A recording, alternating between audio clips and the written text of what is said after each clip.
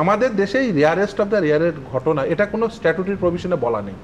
এটা সুপ্রিম কোর্টই একটা বিখ্যাত সেলিব্রেটেড জাজমেন্ট বলতে পারেন বচ্চন সিং এর মামলায় এই রেয়ারেস্ট অফ দ্য রেয়ার ঘটনা কখন হবে সেটা বলেছেন, এবং তারপর একাধিক পর্ব সুপ্রিম কোর্টে হলে rarest of the rare crime বলে বা এর সংজ্ঞা নির্ধারিত নেই, একদমই মানে স্ট্যাটুটরিলি নির্ধারিত নেই, কিন্তু সুপ্রিম কোর্ট একাধিক case law of the supreme court যেটাই ডিক্টেট করে that is the law of the land.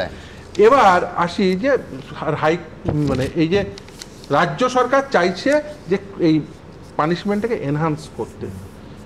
আমি সত্যি অবাক হয়ে যাচ্ছি, যে রাজ্য ফেল করলো তদন্ত করতে সেই রাজ্যের প্রধান বলছেন যে আমি পানিশমেন্টটাকে এনহান্সমেন্ট চাইছি। এখন দ্বিচারিতা, সিম্পলি দ্বিচারিতা ছাড়া আর কিছুই নয়। এবার দেখুন যে পরিবারের এই মুহূর্তে পরিবারের দাবিকে আমি অত্যন্ত মনোযোগ সহকারে ওনাকে শুনছিলাম, কিন্তু পরিবার চাইছে ন্যায় বিচার, এবং ন্যায় বিচার চাইছেন ওনারা কিসের জন্য? ওনারা কিন্তু যেটাতে ওনাদের মূল অভিযোগ সেটা হচ্ছে কিন্তু ইনভেস্টিগেশন, সঠিক তদন্ত। আমি যদি ঠিক বলে থাকি, ভুল বললে আপনি আমাকে রেকটিফাই করে দেবেন। ভুল বক্তব্য হচ্ছে যে এই ইনভেস্টিগেশনটা সঠিক হয়নি, তাই ওনারা চাইছেন পুনর্তদন্ত। সেই পুনর্তদন্ত তার সঠিক হোক, তারপরে তার উপর ভিত্তি করে, কারণ বিচার মানে কিন্তু শুধুমাত্র এক্সক্লুসিভলি বিচারালয়ের অভ্যন্তরে যেটা ঘটছে সেটুকু নয়।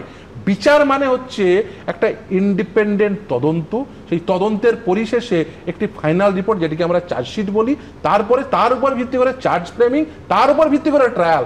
এখন যদি তদন্তই সঠিক না হয় মানুষ যাবে কোথায়? দেখুন, তদন্তকারী সংস্থা স্টেট তদন্তকারী সংস্থা সঠিক তদন্ত করলো না, কোর্ট দিল কেন্দ্রের তদন্তকারী সংস্থার উপরে। তারা বললো যে ওই যে প্রথম তদন্তকারী সংস্থা ছিল তারা কিন্তু এভিডেন্স ট্যাম্পার করলো, কিন্তু তারা সেই এভিডেন্স ট্যাম্পারিং এর সপক্ষে গোটা ট্রায়াল পর্বে কোনো প্রমাণ দাখিল করতে পারলো না।